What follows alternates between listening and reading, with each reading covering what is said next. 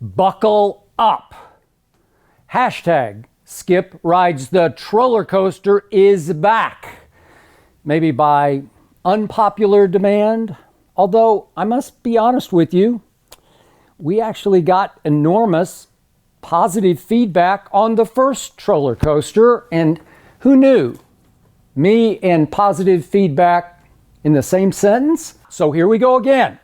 So what's the point today? I'm going to get to as many of your questions that I would never get to during Undisputed. As you well know, Undisputed is a debate show. I'm trying to figuratively rip out the throat of my rival and friend Shannon Sharpe. I'm trying to win every debate on Undisputed. There's really no room for personal background stories, offbeat angles and questions that you might wonder about that I cannot answer on the live TV show that is Undisputed. Now, as you also might know, Shannon resorts to personal stories more than I do, but when he does, I got him. He's out of ammo because that's all he's got. He's flailing with his personal stories because he is losing. So today, let's do a little more of what I call undisputed. The background, the backstories, your questions. And here we go with number one. Andy from Tampa, Florida asks, glad to see you're doing a part 2 of this Q&A. Do you think that's why LeBron wanted to do one this week also? Interesting. Well, LeBron did tweet this the other night. It was actually Monday night. He said, think I'm going to do a Q&A sometime this week. Stay tuned. Now, he always ends with that king emoji, and I don't know. Can the deposed king use the king emoji? Or should Kevin Durant now be using the king emoji on his tweets and Instagram because he has earned the right to do that?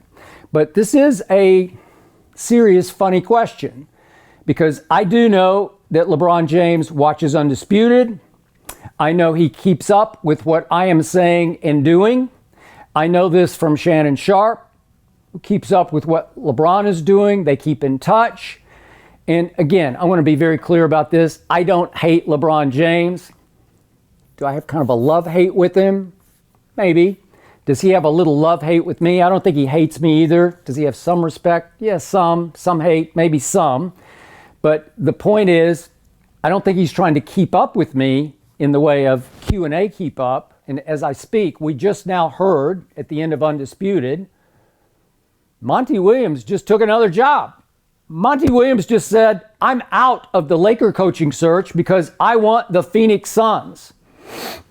I'll take those kids. I'll take Devin Booker and DeAndre Ayton, all the kids, Josh Jackson. They got a nice group of kids. They got a really high draft pick. Who knows? It could be Zion.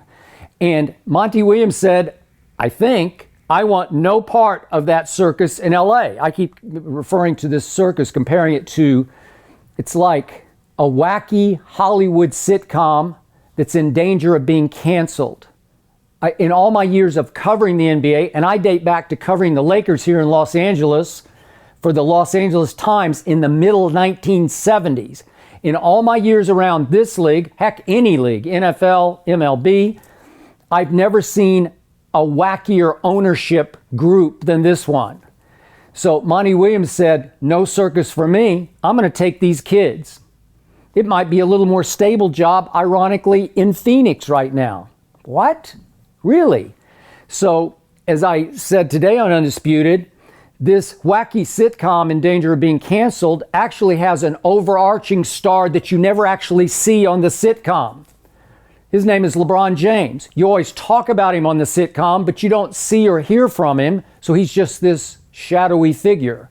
Speaking of shadow owner Linda Rambis now, and maybe shadow coach, her husband Kurt Rambis, once upon a time the hockey goon for the Showtime Lakers of Magic Johnson. Now he's elevated. No, I don't get it. Jeannie Buss is running the Lakers with her best friend Linda Rambis, and it took Jeannie going to court to oust all of her brothers so that she could seize control. But now the brothers are back in as far as going on coaches searches to see Monty Williams in Philadelphia. The brothers all went. Don't ask me to explain any of this because I promise you LeBron James can't explain any of this, which is why I want to hear from LeBron right here, right now. I want to know why Ty Lue hasn't already been announced. Maybe it's happening right now. I don't know.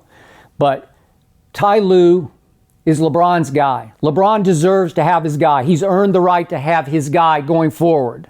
Are they going to expand the search because Jeannie Buss doesn't want to publicly cede control of the franchise to LeBron by naming his guy Ty Lue as his head coach? Maybe.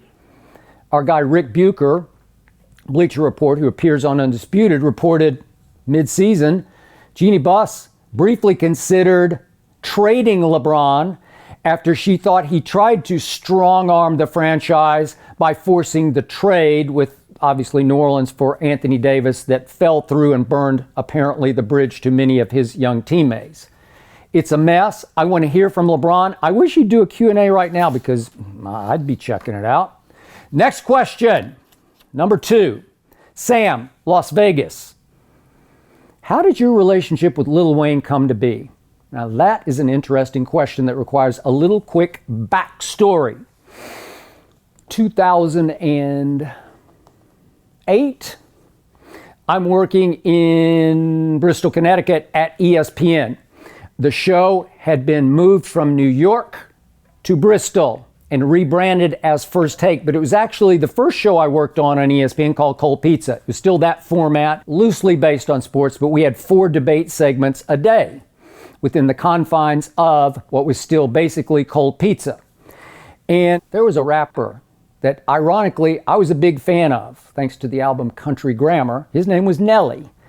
And Nelly's people got a hold of our people and said that Nelly, he'd like to come on First Take and debate me face to face, head to head.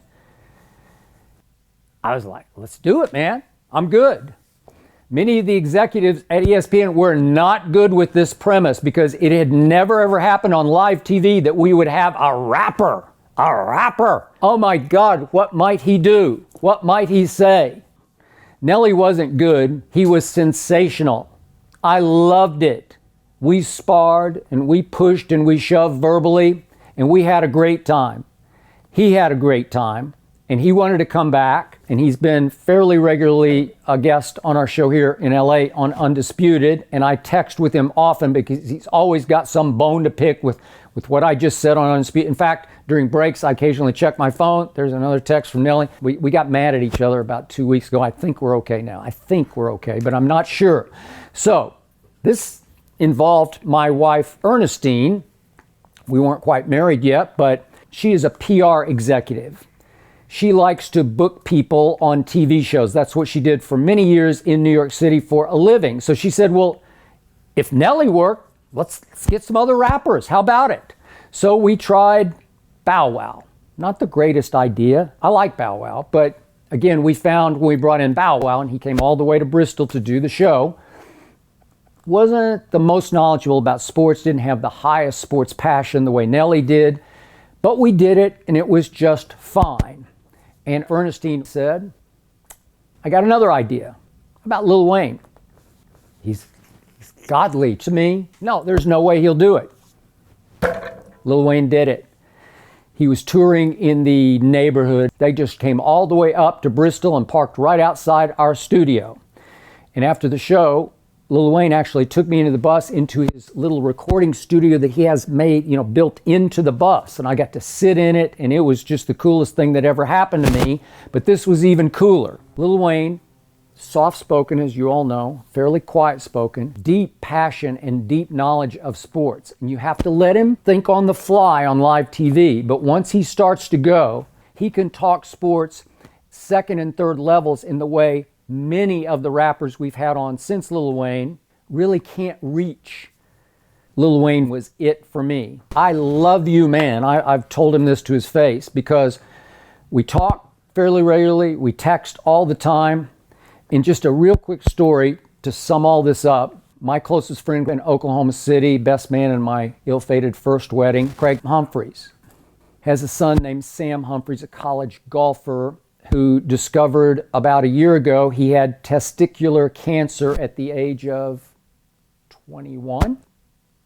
And he is the biggest Lil Wayne fan on the planet. Wayne always laughs to me about it's all the white kids. Wayne's told me he's done whole concerts before where he looked out into the audience and he couldn't see a black face anywhere, all white faces. And he loves that. He's like the coolest in his racial view of anybody I've ever been around. And I texted him, I told him about Sam. He said, "What's his number?" And he called Sam Humphries, called him and talked to him for 15 or 20 minutes and just blew Sam away. I believe that helped power Sam back to health because he is beating cancer. I don't have any wood to knock on here, maybe this chair somehow. But so far, so great for Sam Humphries. And he continues to tell me that the call that meant the most to him was from Lil Wayne. That's how good a guy that guy is. And we all know, absolute creative genius. And let me publicly thank Wayne for creating our theme song, No Mercy, because I keep telling him, it's like a hit song. I wish he could sell it. It should be on an album because final line, and I won't back down, I couldn't sum up what we do on the air better than that. Thank you, Wayne. Next question. Spencer from Rockford, Iowa. Last time you listed your all-time NBA starting five. What about your starting five that plays in the NBA today? Very good question. Tough question for me. Number one on my team, remember I'm trying to win the championship, the fictional championship, the all-time universal championship with today's NBA starting five. Kevin Durant is my first choice because Kevin Durant is now on path to eclipse LeBron James as the second greatest basketball player ever to Michael Jeffrey Jordan, the uncatchable GOAT.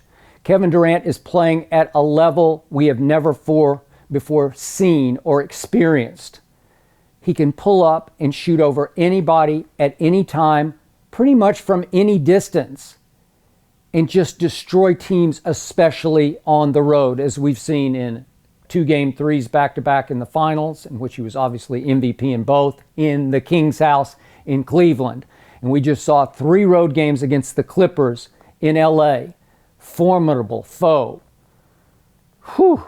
For Golden State. I thought they had Golden State on the ropes because Golden State has been so shaky at home this year, but Kevin went to Staples Center against the Clippers and annihilated them. 33-41 and 50 points in the closeout game. Number 2 on my starting five would be Joel Embiid, the new beast of the East post LeBron. A young man who, given his health, which is shaky at best, given his weight, which is over, but given some sort of physical stability going forward, he has a chance to become the greatest big man ever because no one has ever shot the ball at 7+ feet the way he does as a big man, as a shot blocker, as a dominant rebounder. This man makes 80% of his free throws. I've never seen anything like this before, and I know he shoots too many threes, but he can stroke threes with a fluidity and a touch and a feel that you just haven't seen from a man this size. He's my center. KD's my power forward and my rim protector also. Which brings me to 2 of my perimeter players. I got to go with the Splash Brothers on my team. I'm going to go with Steph and Clay. Steph has actually become an underrated defender to me, and Clay is one of the best on-ball defenders in the whole league. And obviously, they're simply the 2 greatest shooters we have ever seen, both capable on any given night of going off for 50, it seems like in a quarter, but certainly in a game. Which brings me to my point guard. I'm going to do it. Yep. Yeah, I'm going to do it. LeBron James. I want him as my point guard. I want him dribbling the ball up the floor at his advanced age. And he is still the best passer in basketball. He's the once-a-generation gifted passer who can see it, feel it, anticipate it before it happens. I want him running my show. I don't want him shooting a lot of my shots. I know he doesn't defend at much of a level, but I think surrounded by these guys, they could sort of cover for him, hide him on defense. And that's a basketball team. I dare you to beat anybody with this team. I obviously left off 2 key players. That guy number 2 up in Toronto, nope, he's out. I just don't trust him. He quit on my Spurs. He quit on my starting 5. You're out. Sorry. And then the guy in Houston, James Harden. It's starting to feel like he's just made for the regular season. And he reached heights this regular season we've never seen before. He invented a shot that is virtually unstoppable at 6 feet 5 inches, the step back or step sideways 3-point shot. He's a 90% free throw shooter. And yet, when it's time, when the money's on the table, don't trust him. I don't want him on this team because he dominates the ball too much. He's going to lead the league in usage rate. I just, with this, what I got here, listen, with Steph and Clay on the wings and LeBron, you know, who can dish to 3-point shooters better over the top than 6 feet 9 inch LeBron James? So if you have to keep LeBron out of the paint, and you got Steph and Clay on the wings, and you got Kevin Durant unstoppable in the post, and Joel Embiid, I'm good. I don't need James Harden, and I definitely don't need number 2. Thank you very much. Next question, Nicholas from Altoona, PA. Whew. How difficult is coming in to do Undisputed on a Monday following a Cowboys loss? Great question. Want to know the truth, Nicholas? It's much harder watching that nightmare of a debacle of a loss than it is defending it the next day on TV. And I'm dead serious about this. I take years off my life watching my Cowboys.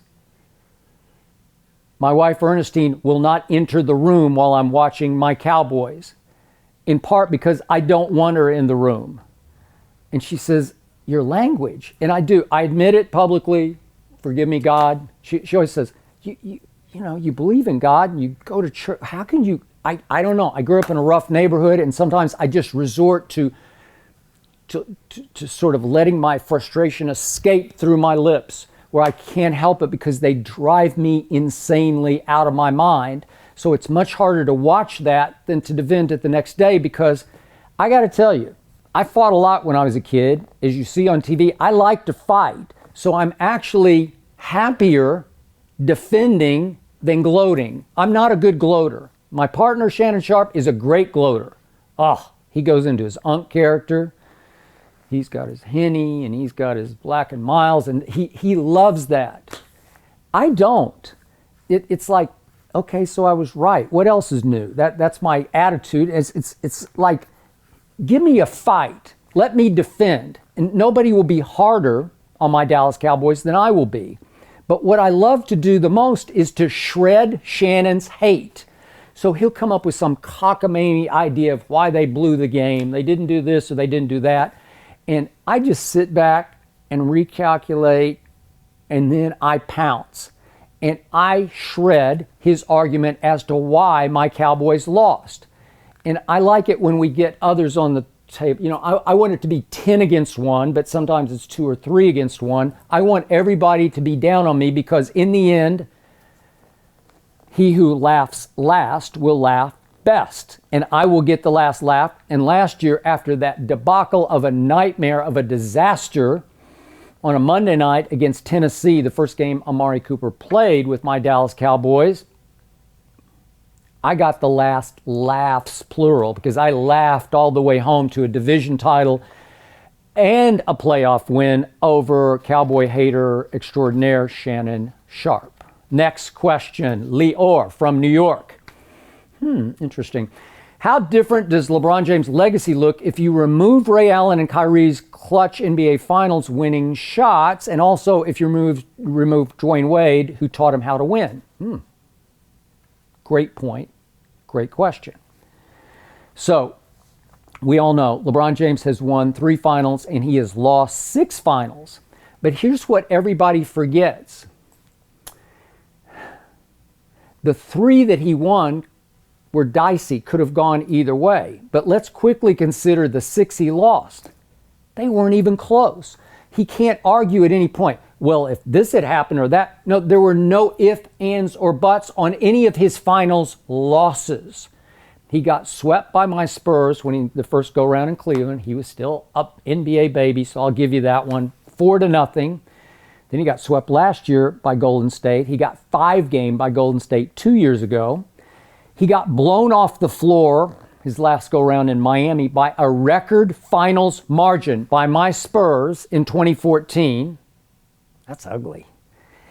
And then, do I even need to bring up the epic fail 2011 finals against Dallas, up 2-1, when the chosen one turned into the frozen one? And LeBron and Dwyane and his team and Chris Bosh lost 3 straight games because LeBron just disappeared. It was the biggest meltdown by a superstar I have ever witnessed, and you can't expunge that from LeBron's record. And that brings me to what was almost his crowning achievement that also turned into a nightmare, and that was the first finals against Golden State, before they were really Golden State yet, and they didn't have Kevin Durant. And what happened? No Kevin Love, and then Kyrie goes out in overtime. He's lost with the wrecked knee of game 1. And LeBron was extraordinary. He just put the team on his back. He dribbled the ball up the floor every time, and he shot it just about every time. And it's sort of he and Dellavedova against the Warriors. And they won 2 games. They're up 2-1 with game 4 in the King's house in Cleveland. Well, it's advantage LeBron, and I think, this is crowning achievement. He's going to pull this off by himself. That would be goatish, right? That would be a pretty powerful argument for LeBron versus MJ. No. Everybody told me, well, he ran out of gas. Well, I thought he was the fittest player in the history of basketball. I thought he spent $2 million a year on his fitness, his nutrition. He ran out of gas. He hit the wall in game 4. Remember, Iguodala gets inserted in the lineup. And the rest is NBA history, because they were history. They lost 3 straight, and Iggy was the finals MVP.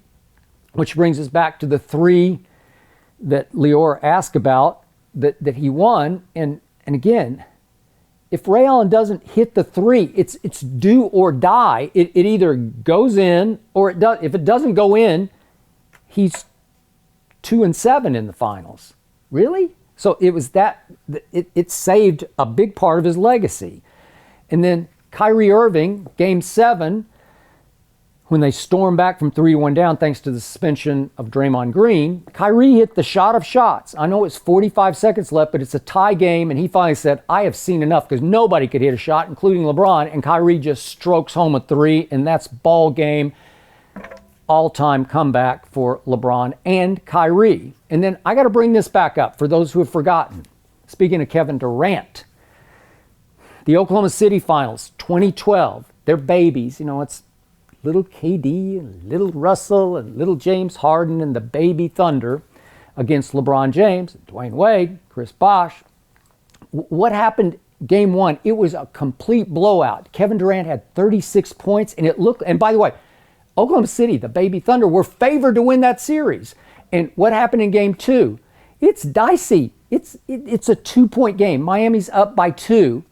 And Derek Fisher, sometimes appears on Undisputed, did a quick, the ref handed him the ball, and he just quickly inbounded to Kevin Durant, and LeBron was kind of caught off guard for a second along the baseline, and Kevin got a step on him and then went up for his unblockable it's like a 6-foot jump shot on the baseline. I know it's a tough shot.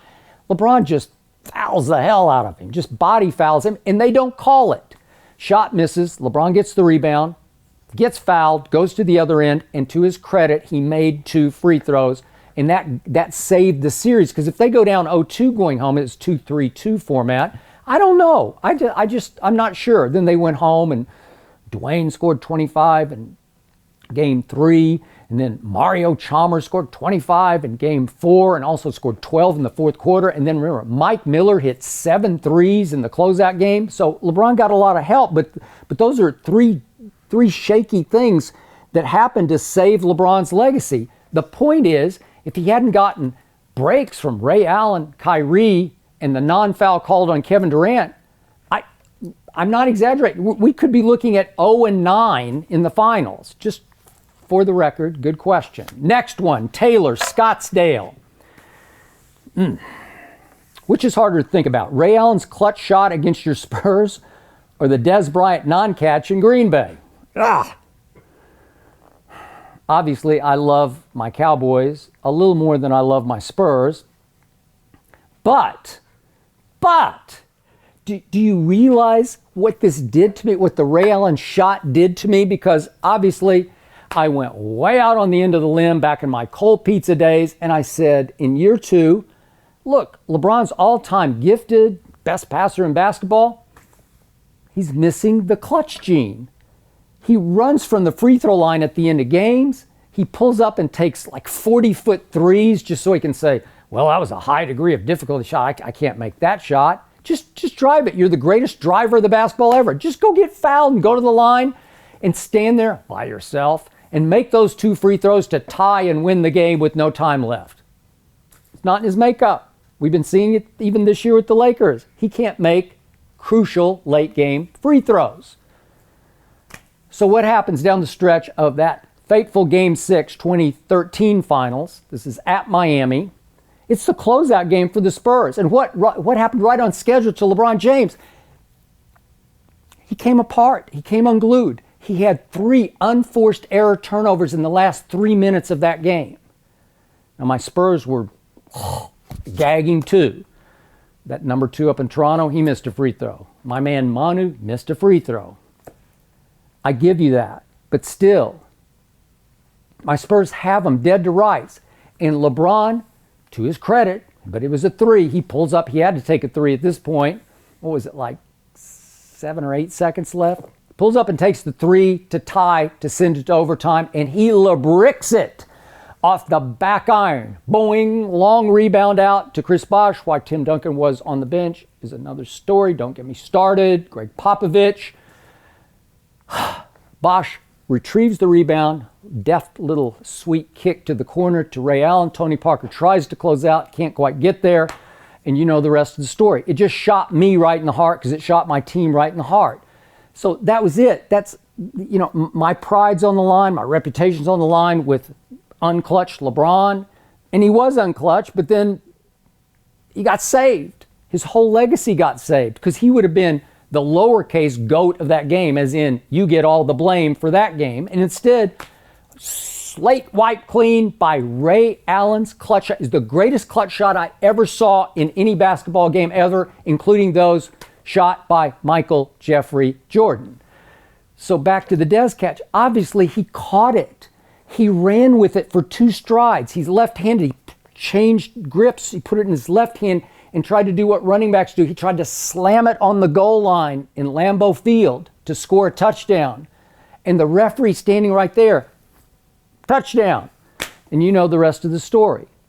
He didn't control the ball to the ground. Yeah, he did. He controlled it while he was running with it. He tried to slam it on the turf, and he never really lost control. It bounced up in the air and kind of bounced into his chest. Stop it. It's as obvious a catch as I've ever seen. But I have to publicly acknowledge this, admit this.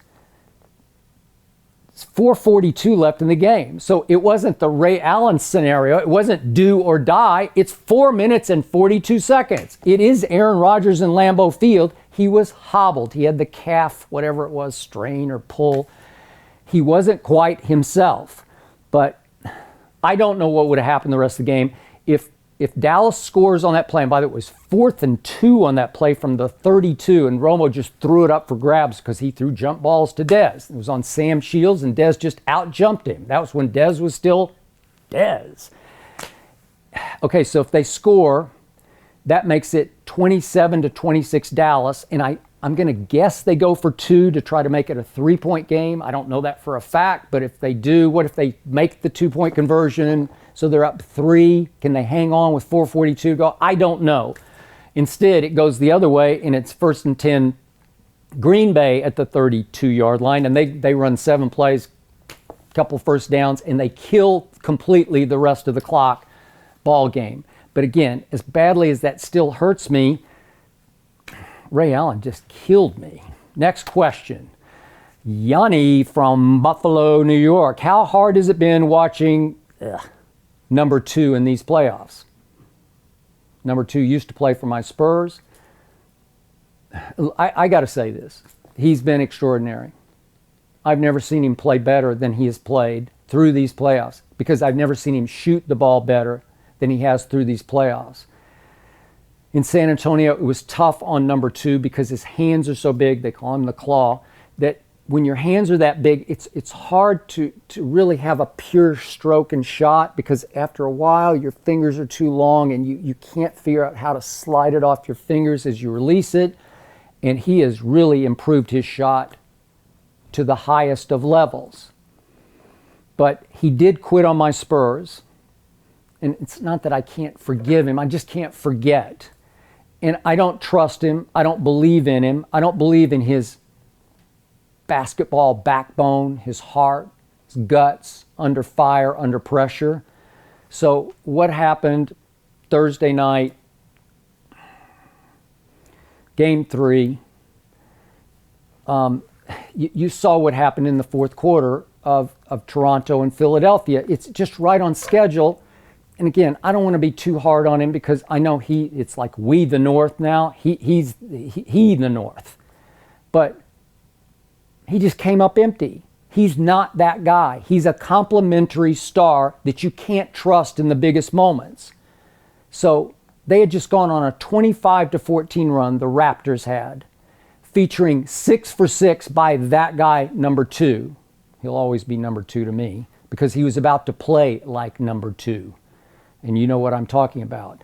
So they go to the fourth quarter and they've cut the lead to 7, and it feels like they have all the momentum and they're about to take the series over. And all of a sudden Philly says, that's enough. And Philly goes on a 21-2 run, during which number 2 scored 0.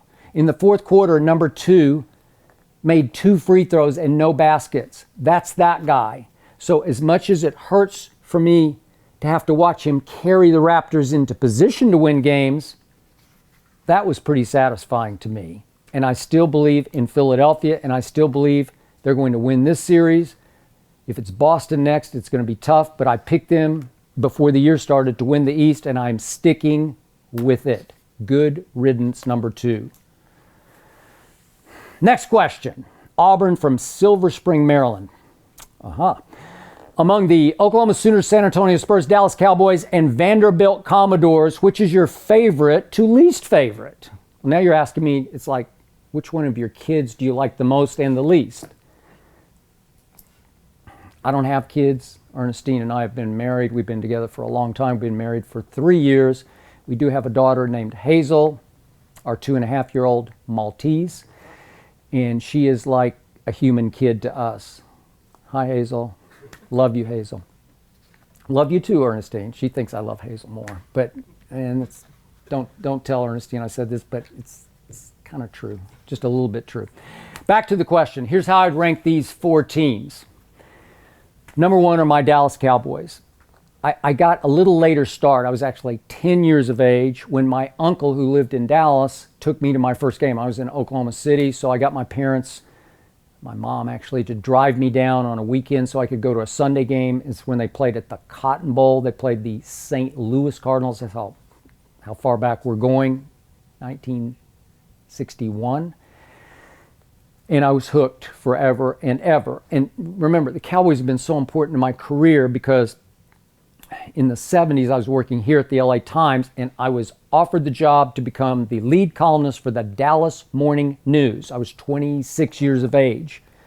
That was a big deal. And it was for, by my standards in those days, a whole lot more money than I was making at the LA Times. But the reason I took the job was I was going to get to write about on a daily basis Tom Landry's Dallas Cowboys. And those were the times of my career life. And I wound up writing 3 books on the Cowboys. And obviously, they're a huge part of what we do on Undisputed, number 1. Now, number 2, but really 1A, and a deeper feeling for me, are the Oklahoma Sooners, because I grew up in Oklahoma City when we didn't have the Thunder, obviously. We had minor league hockey, and we had the Oklahoma Sooners. They're in Norman, which is a suburb of Oklahoma City. But they were our pro football team, football factory. And ironically, the first game I went to there, I was all of 5 years of age, and the only reason I got to go is because none of my cousins wanted to go with my grandfather, who had 2 season tickets. They weren't very good seats. He wasn't a wealthy man, but it was just the place to go in those days. And because my cousins wouldn't go, and the reason they wouldn't go was because Notre Dame was coming to town, and Notre Dame was not very good. Notre Dame had just been shellacked at home by Navy. I believe Notre Dame was a 19-point underdog because my Oklahoma Sooners had won 47 straight games, a record that will never be eclipsed in the history of college football, I don't think. I mean, I guess records are made to be broken, except that one. Today, nobody's going to be able to win 47 straight games. And I went with my grandfather, and they lost 7-0 to Notre Dame. So that was my induction. That was, my grandfather, a big bull of a man who didn't say very much, said even less on the way home from that game. But Sooners, still very dear to my heart. I watch every game, but I don't live and die with them the way I do with my Cowboys. I'll put Spurs third on the list only because when I did take the job at the Dallas Morning News, it was 1979, and Dallas still didn't have a pro basketball team yet. And I went to San Antonio and did a couple of columns on George Gervin, the Iceman Spurs, and they just got me. It's always such a class organization. They play the right way. They're the Patriots of the NBA. So they're third on my list. And then I'm a proud graduate of Vanderbilt University, but I'm going to say this again. A lot of Vandy grads despise it when I say this, but I'm just going to be honest. If my school didn't have any sports teams, if it had only intramurals, I'd still be just as proud of it because it's the best school in America. It's the greatest college experience in America. It changed my life. I owe much of what I am to Vanderbilt University. The sports don't matter to me. I still root. I still watch. I still take great pride when they pull off a big SEC win because they're the doormat.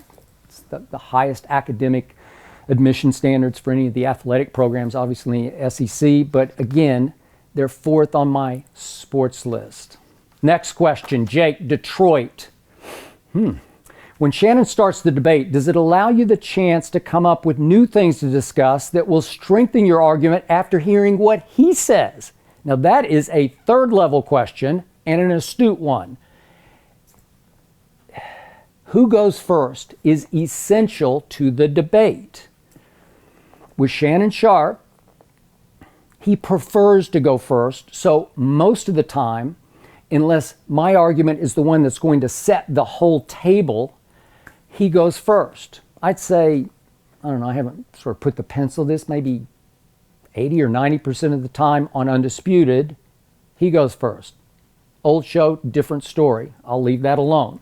But here, Shannon likes to lay his argument out on the table so he can feel confident in it, like he's going to go boom, boom, boom. And then whatever I say, he can try to recalibrate and respond to. But sometimes if I go first, I'm just so passionate, overzealous, and sometimes overprepared that I tend to just crush him across the table, and it knocks him figuratively back on his heels, and he's kind of scrambling to respond. So go ahead and get yours out on the table. And I don't mind going second because it is hardest to go second. It's live TV, and unless you've sat in my chair, it's hard to explain to you how difficult it can be to keep your thoughts in your head while you're listening to his and processing and repositioning your own thoughts. I do over-prepare. I scribble down all kinds of thoughts, but when I do prep for the debates before the show and the night before, I'm thinking, if he goes here, I'll go here. So I can't really order what I'm doing because he's going to go first. So I've got notes all over the page, and sometimes they just blur. So at some point, you have to trust yourself on live national TV to react and recalibrate to whatever he's saying, because maybe he'll come with an opinion in his third thought that I think is really his first thought. That's the one I want to attack, that opinion, and maybe it's not the first thought I wrote down. So I reposition and go to my third thought to match his third thought, and then I get back to my first thought, and then I go to my second. It's just a lot of think fast on the air.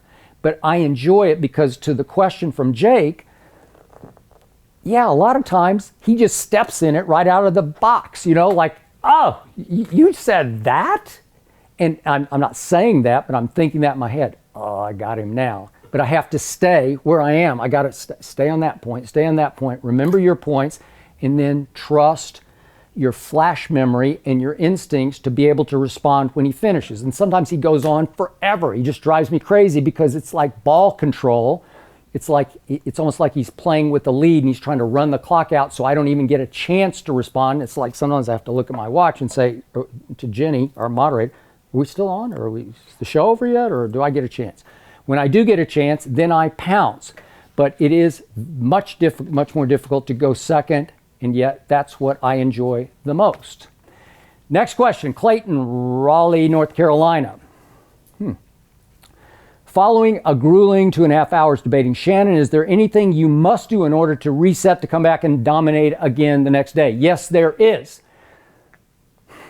I need some sort of physical release, I should say, or relief after every show. After I come down just a little bit, I'm going to do one of 3 things. Monday, Wednesday, and Friday, I'm going to lift weights, and I'm going to lift out my frustration. I love lifting weights, like I'm obsessed with it. I do run every morning. I run every day. But that's just sort of part of my fabric and fiber. That's how I get awake in the morning. I have to get up at 2 o'clock in the morning to get ready for the show because I barely make it when I get up at 2. I used to get up at 5 to do first take, so 2 here, and obviously we're a half hour longer. We start a half hour earlier, and that means I have a half hour less to prepare. Got to get up at 2, got to get awake by running for an hour on the treadmill while I'm prepping, watching a loop of the 2 a.m. Sports Center. And yet, when the show is over, the release is to go lift weights 3 days a week just to get it out. And then I beat myself up while I'm lifting. Why didn't I say this? Why didn't I think of that?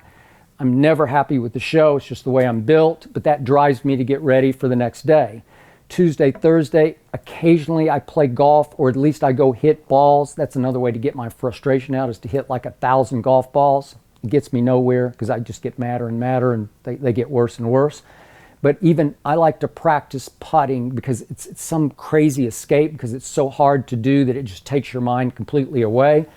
And then I play basketball. I play only one-on-one. Sometimes I just shoot by myself, but sometimes Tuesday, Thursday I do that. So anyway, those 5 days, some sort of athletic, physical release gets me ready for the evening that starts in Pacific time here in LA about 4 o'clock, watching games.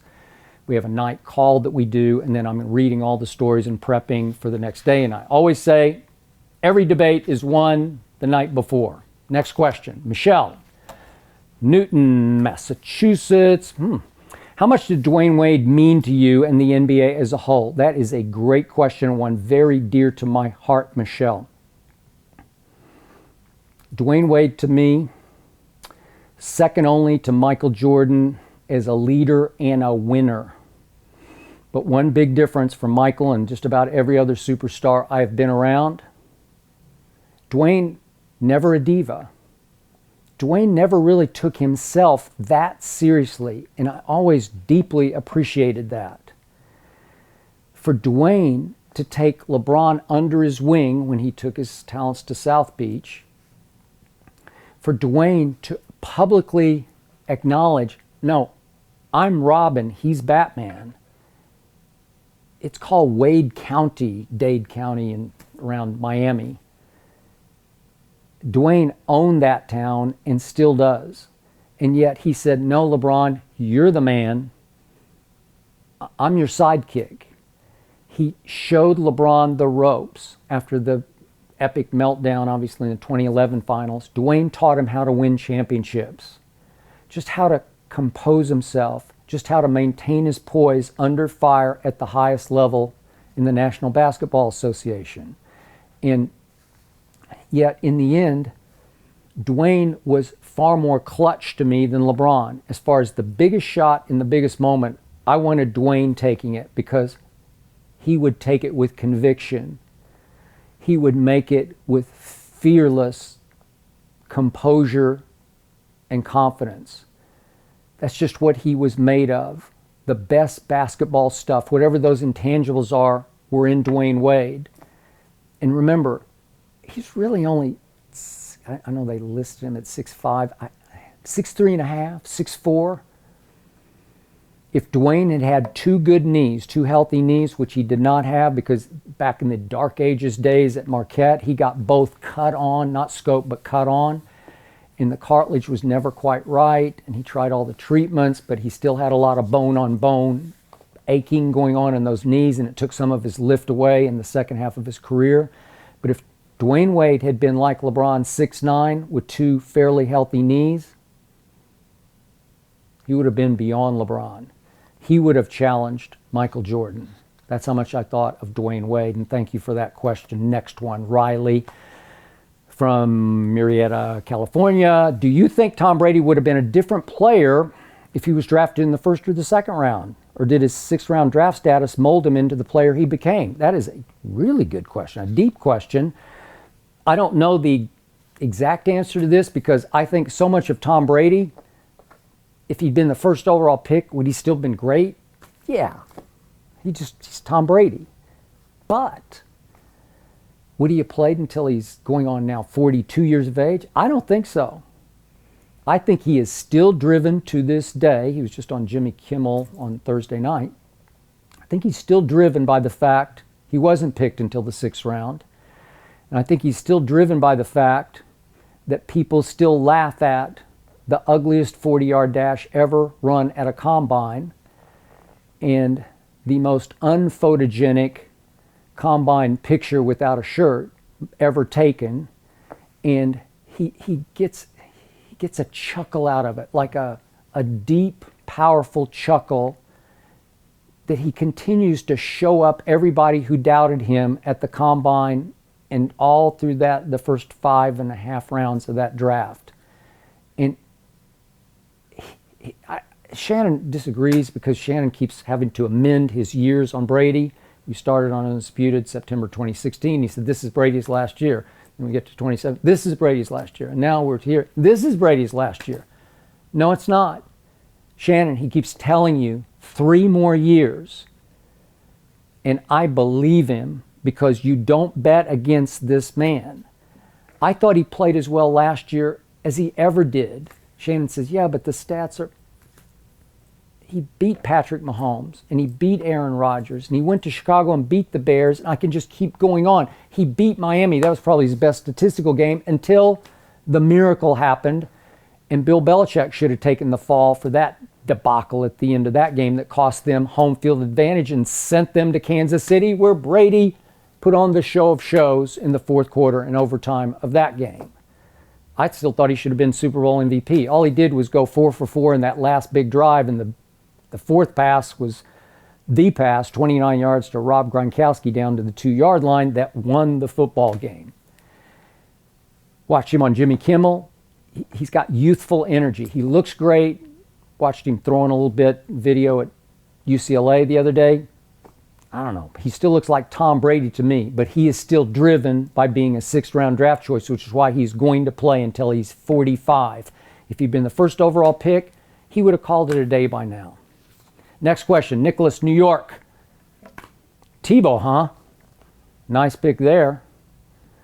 You know, this just keeps rearing its ugly head, and I appreciate Nicholas for giving me the opportunity one more time to say this, because it steams me.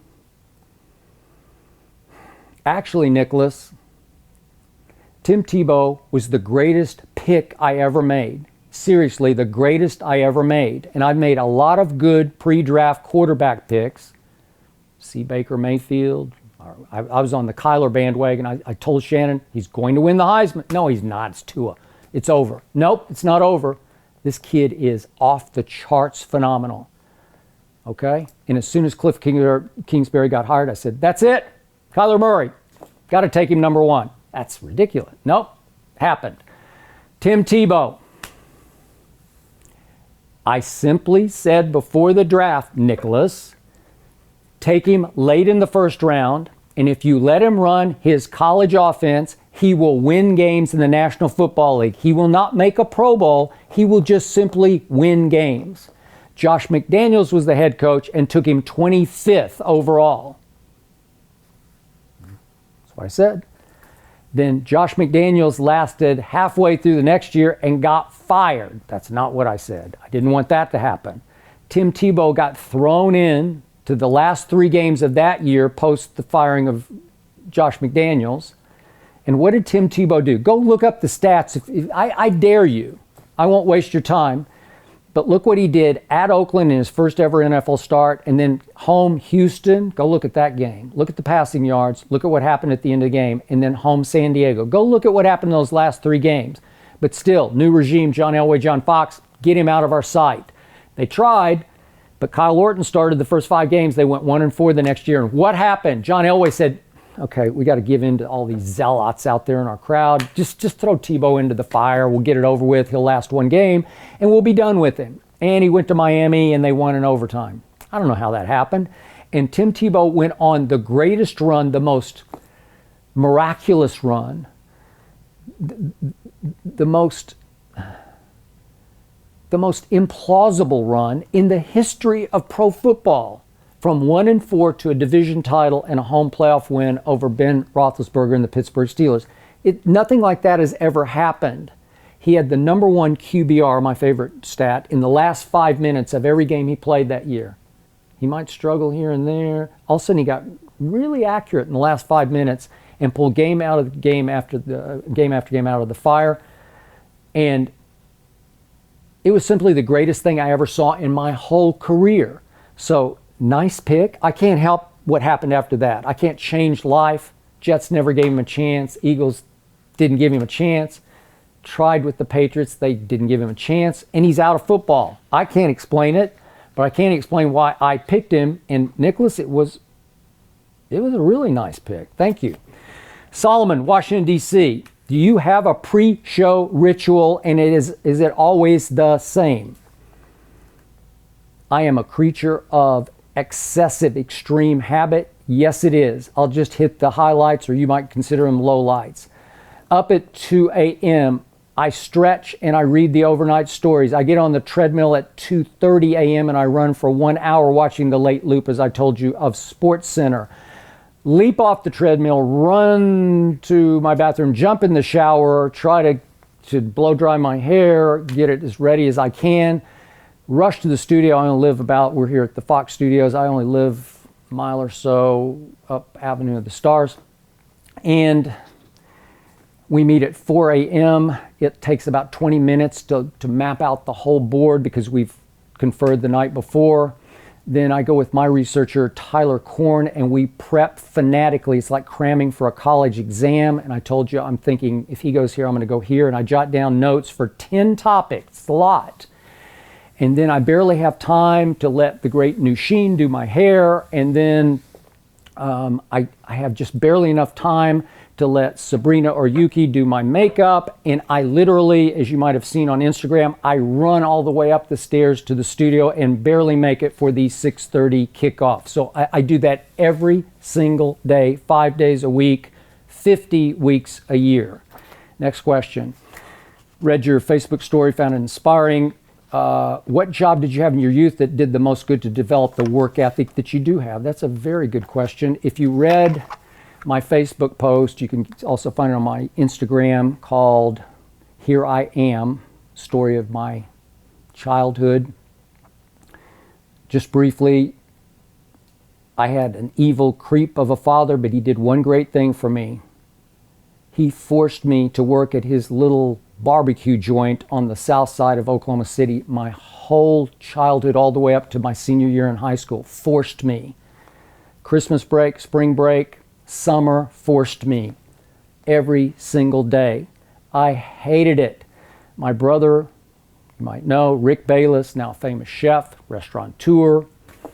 Barack Obama wanted to be the White House chef during his first term. My brother had too many restaurants going on, just couldn't pull out of all that. But my brother literally ate it up in my father's restaurant. It was his launching pad, springboard. But for me, I was forced to clean off tables during the lunch and dinner rushes. I was forced to sweep and mop, especially what was called the bullpen, where all the trash cans were. And it was sweaty, grimy, ugly duty. And it was the greatest thing that ever happened to me because it taught me to do exactly what I'm doing now. I just told you about my fanatic preparation. That actually all came from what was called the Hickory House, the little barbecue joint. That's where I learned to do all of the above. What's your favorite book you've ever read outside of anything sports related? It's the one and only, The Great Gatsby, F. Scott Fitzgerald. I continue occasionally to reread it. And when I do, I can't believe that a mortal was capable of creating those words in the same sentences. It's so good. At times it brings tears to my eyes, not the story, just the writing. Okay, here we go. Isaiah, St. Louis. Do you have a Mount Rushmore of movies? Whew. I am a movie buff, a movie freak, but they fall into all kinds of categories and genres. We have comedies, we have action movies, we have sports movies, we have dramas, we have historical, we have all kinds of movies, so I don't know. I could have a Mount Rushmore in all of those categories. But push come to shove, just what movies entertain me the most? Which ones do I want to go home tonight with Ernestine and rewatch for the 75th time? You know, I love lots of classics, Casablanca, Chinatown. I love Woody Allen movies, even though I cannot defend what Woody has gone through in his personal life. But Annie Hall and Manhattan and Crimes and Misdemeanors and my favorite, Shadows and Fogs, those are all great. But now I'm just going to entertainment value. Caddyshack. I'll watch it tonight. I'm sorry, it's just the best. And I'm a golfer, and it gets golf, but you don't even have to know golf to get it. Number 2, Anchorman. I'm sorry, it's about the world I live in. I have worked with Ron Burgundy before. I won't tell you who it is, but I have worked with him. I've worked with Veronica Corningstone several times in my career. I could watch that twice tonight and be totally content because I know every line in the movie. I got to throw in one action movie, Die Hard. It's just it. And Ernestine won't watch it with me because I say every line before it gets uttered. It's just the best. And every morning I have the pleasure, I have the honor of driving down Avenue of the Stars when it's just a ghost town. It's like 5 till 4 a.m. And I get to drive by the Fox Plaza, which was used as Nakatomi Plaza. It's still right there. It's just right over there. And I get to drive. I'm like, Bruce, you up there? You okay? You hanging by a thread? Those are my 4. Thank you very much. And let's just go to one more here. Interesting. Logan, St. Augustine, Florida. Last question. How can Tom Brady and the Patriots win the Super Bowl this year if they never win in Miami, where the Super Bowl is about to be played? Funny question. Has grains of truth to it, as in grains of sand in Miami. Tom Brady has lost 5 of his last 6 games at Miami. He's 7-10 lifetime at Miami. A lot of the 5 of 6 that he's lost come in December when it's really cold in Foxborough and it's really sweaty hot in Miami, and somehow the Patriots can't get up for that the way the Dolphins get up for them. This year they get a break. They get the Dolphins in week 2 in Miami, so they're going to come out of a hot, sweaty training camp up in the Northeast, humid. It's just as humid as it is in Miami. And I think they'll go win that game this year without any trouble. And I think the Patriots are set up to go on a big run this year and go 14-2. I think they're going to have home field advantage, and I think they are Super Bowl bound. So my dream matchup, because it's on our network, Fox, in Miami, city where I actually started my career straight out of Vanderbilt for a brief time at the Miami Herald. Dream matchup, Tom Brady and New England versus Dak Prescott and the Dallas Cowboys. So, I will pick in that game, I'm not going to tell you until the next Troller Coaster. And I thank you for watching this Troller Coaster. And I ask you please to watch us on Undisputed every weekday morning, 9:30 to noon Eastern on Fox Sports 1. Until then, I remain Skip Bayless, and thank you for watching this.